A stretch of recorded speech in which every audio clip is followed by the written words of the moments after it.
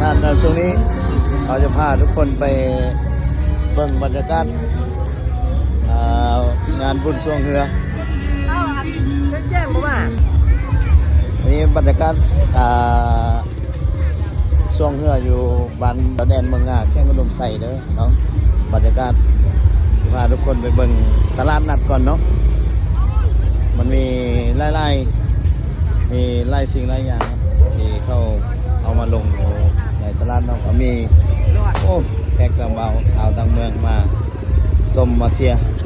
ไล่มาสมมาเสียไล่นี่เรือบ้านน้อยเลี้ยง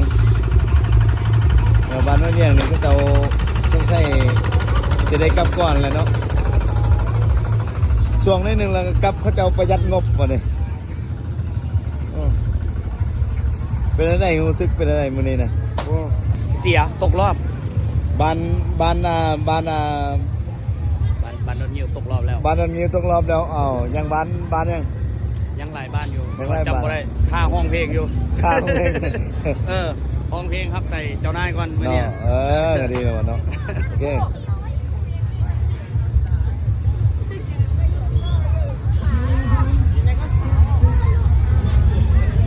อันนี้บรรยากาศก็ได้จีเลือกเอาได้ก็เลือกได้แสดงเนาะไล่ยางอยู่ไล่ยางให้เลือกเนาะมีส่วนเล็กน้อยในโซนเล็กน้อยนะโซนเล็กน้อยส่วนเล็กน้อยในการเล่นโอ้ยเล่นอะไรเป็นดอกฟ้าบ่ล้านเลยเห็นอยู่นะ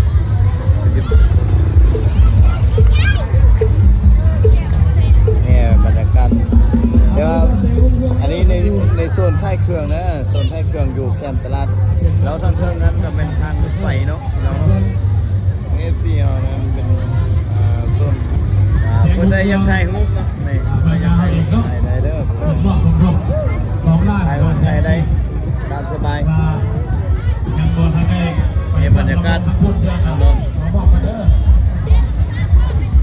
บรรยากาศทางนอก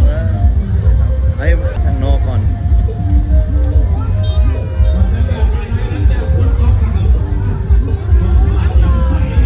ไล่คนไม่มาเนาะ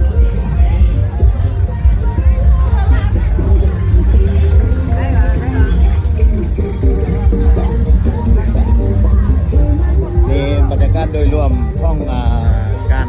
ค่ายเครื่องเนาะอยู่ทางพ้นทางเนาะ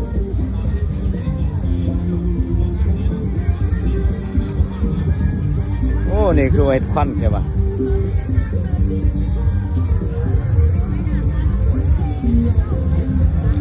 นี่หม้อเป็ด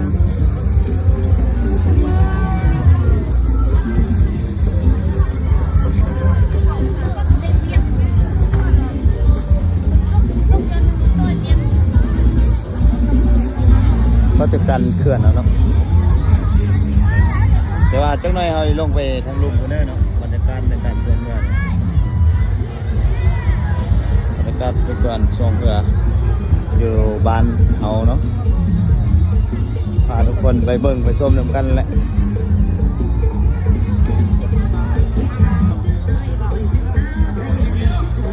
ผมมี FC ไล่คนอยู่เนาะที่มาเบิ่งในการบูชาพระเลยเพื่อให้ทุกคนเบิ่งว่าการแข่งขันเป็นได้เนาะ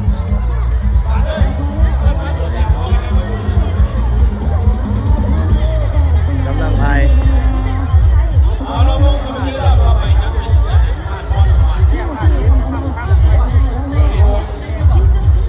อันนี้เป็น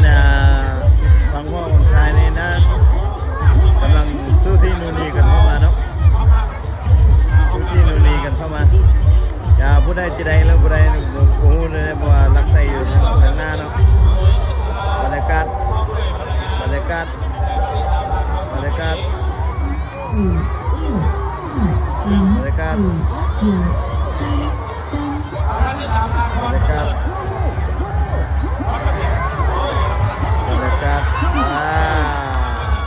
ที่ว่าไปทาง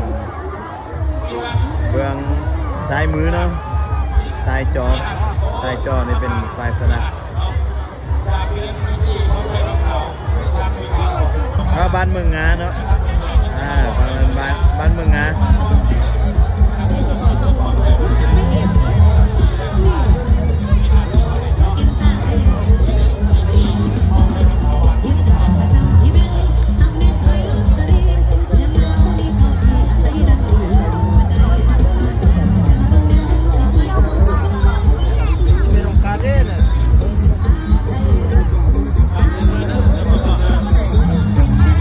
สูตรเนาะเมื่อก่อนนี้ก็จะใช้เสา5ซีถ่ายจะเป็นเรือกล้ามเดี๋ยวนี้ปี2026นี้เขาจะประยุกต์ใหม่เป็นเรือ15ซีถ่ายแต่ว่าเป็นเรือสูตรเนาะเป็นเรือสูตรแข่งขันได้